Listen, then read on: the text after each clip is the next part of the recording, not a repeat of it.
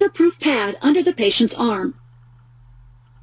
Remove the old dressing by lifting the edge of the dressing, beginning at the catheter hub and gently pulling the dressing toward the insertion site.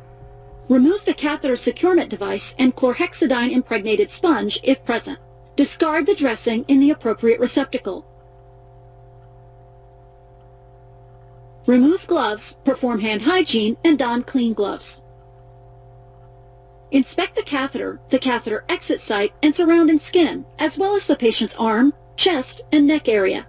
Assess the catheter exit site and surrounding skin for signs of infection, including redness, swelling, inflammation, tenderness, or exudate. Check the integrity of the catheter, hub, and injection cap, positive displacement device, or neutral displacement device. If the PICC was sutured in place, check that the sutures are present and intact. Assess the patient for signs of phlebitis, including pain, erythema, edema, streak formation, and a palpable venous cord.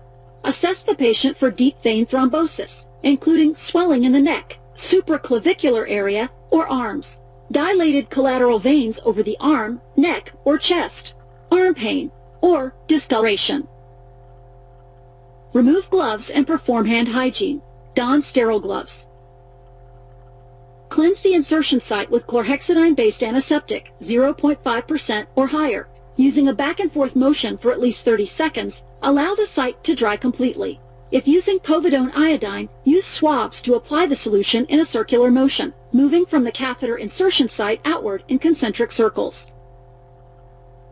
Consider applying a chlorhexidine-impregnated sponge to the site to help decrease the risk of central line-associated bloodstream infections, CLABSI.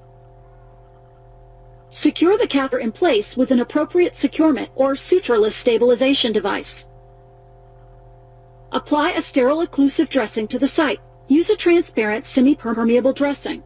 If the patient is diaphoretic or if the site is bleeding or oozing, use a gauze dressing. If using a gauze dressing with tape, tape the entire surface and all edges of the gauze securely to ensure the dressing is occlusive. Label the dressing per the organization's practice with the date and time of application and the nurse's initials.